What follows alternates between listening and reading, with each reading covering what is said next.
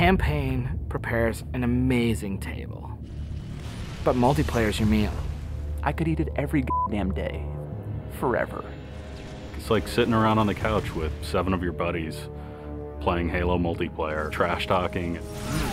2 men enter, the better man leaves. The lesser man is respawning, and that's Halo.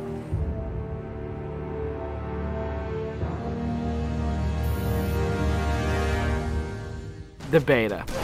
It's super important to have these like big ticket like milestones that sort of force a bunch of wishy-washy designers to get their shit together. So for the multiplayer team, it is absolutely a test of all the stuff we've been doing. Destination. I'm really terrified about what people are going to say. The public beta is where it all comes together. Beat the shit out of our code, come break our cookie system, come try to, like, it's a great security test. Maybe they're going to find new glitches that we can fix. That's why I'm like, please, please, find new glitches, find new glitches. We made a bunch of changes in Reach that are pretty significant.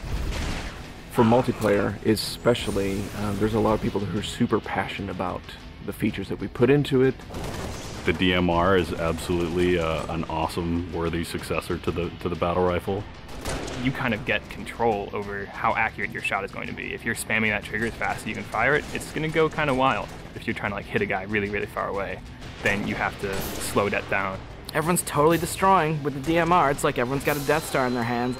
I usually go back to the Needler. That's one that always makes me happy. Everyone's always wanted the Needler to be sweet because it's hilarious and fun. Then it gets too sweet, or all of a sudden like something gets fixed and it's like, oh, tracking's fixed now, and you're like, guys just burst. It's been fun to go back and kind of re-envision some of the old friends. Like the sniper rifle. Like I pick up the sniper rifle and I'm like, this is it. It's totally happening. And I'm about to rain death on the plebeians that I work with. Overkill. And I'm like, yep, it's back. The Covenant focus rifle is awesome because it's like that Sentinel beam from Halo 2, but now it's a sniper weapon. When the pistol started to come back, it was insane. It was so awesome. I'm super excited to see what people do with armor abilities. It totally changes the game. You've got this secret weapon in your back pocket that's your 4th leg of fun. What do you want to be? Like invisible? Do you want to fly? Do you want to turn to stone? With Reach, you've got guys in jetpacks flying around, invisibility guys just showing up.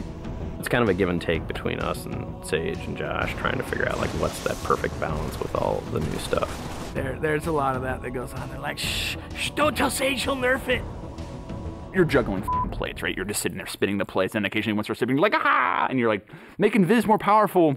And everyone's like, no, I'm picking Viz. And you're like, okay, make it less powerful. And then, oh, now everyone like, I mean, that's what Sage and those guys do. It's a fucking huge challenge. We don't ever want to create one super weapon that works in all cases, because that tends to make the game fairly dull. It's really up to the player to decide how do they want to play on a particular map. It's a choice. Double kill. That's, I think, Halo at its best is like making these choices. You start the game, and immediately you get to choose a loadout. You're making a single selection that includes your armor ability and your weapon. We sort of pair those intentionally. It breeds this smarter combat. You'll definitely notice a big difference in how the game functions. Right now, at this exact moment in development, Armor Lock's insane. It's super powerful. I love it. It is just fucking fun. There are 2 Slayer maps. There's Powerhouse, which is an asymmetrical map. Lots of indoor-outdoor action. Sword Base is a very vertical map. Moving around Sword Base is a completely different scenario when you've got a jetpack versus when you're sprinting. This time around, we decided to integrate all of the multiplayer maps within the campaign. Overlook is another Pioneer-style base. We're using it for a game type called Generator Defense. That's also a multiple loadout game type. Your loadouts are actually far more varied than, say, in Slayer. Boneyard is our largest map we've ever done in multiplayer. It's definitely the most complicated multiplayer space we've ever tried, and it's also a new game type. Invasion is this big team battle. We sort of sat down and said, let's try to make an objective game that has elements like Slayer and try to make that more fun. And we wanted a big, huge, lots of guys and all these fictional elements. We've added a couple new objective game types, Headhunter, Stockpile. Headhunter. It's so much fun. Like seeing a dude pick up skulls and then you cap him and seeing skulls fly out of his body, and then the mad dash to pick those things up. And there's a lot of tension as you're amassing skulls. It's the risk reward of gathering up a lot and banking all at once, or just doing it one at a time and not being a big target. Headhunter. Stockpile is a team game based on capture the flag.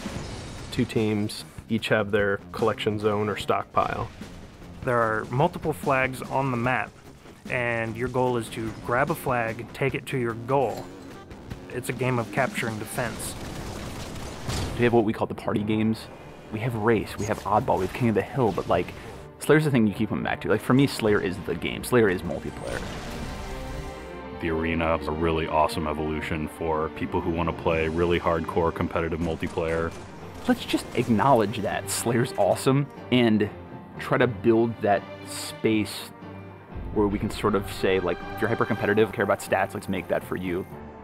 Bam, games, push, rating, push, division. The better you play, you'll eventually be put into a division. The arena divisions are broken up into Onyx, Gold, Silver, and Steel. You can say, oh yeah, I was Gold, you know, and like that means something. And I'm like, oh yeah, that's cool. You're basically a AAA baseball player. And I'm like, I'm Onyx. Like, you just met fucking Roger Clemens. Our matchmaking system is really good at matching people up based on skill. What it has never been really good at before is saying, well, how much fun will these 2 people have playing together? I'll sing, some of it's obnoxious, I'll get muted. Why can't I tell the system, dude, find me the people who love playing like a team player? Instead of just trying to put 8 people in a game together, we first use the social preferences for finding teammates. And then we can say, find 4 of the people who are really good skill match. Without players thinking about it, we hope that it'll lead to better social encounters. Active roster essentially is us bringing the Y menu back from Halo 2. It's a way of saying, friends are online and this is what they're doing, so I can hook up with them with a minimum of fuss. Everything that you see in the game, there's a path to getting. We can make this game about you. I really wanted to make sure that players were able to invest themselves in the Spartans that they create, and then be able to carry that Spartan back and forth between campaign and multiplayer seamlessly without them feeling like it's 2 different experiences. Start at 0, nothing. Invest, play the game, no freebies. You're beta testing, have a t-shirt, little avatar t-shirt. I'll be wearing one. The fans should never assume what you see in the beta is set in stone. What's working about Powerhouse? The jetpack is practically crying out for abuse. Is Rocket Spawn open? Is that good? In the end, it's all about the game, and the game is king. There's that magical step in the process, like it stops being software, and all of a sudden it's more like this thing. I'm playing with my friends having a beer. It's awesome.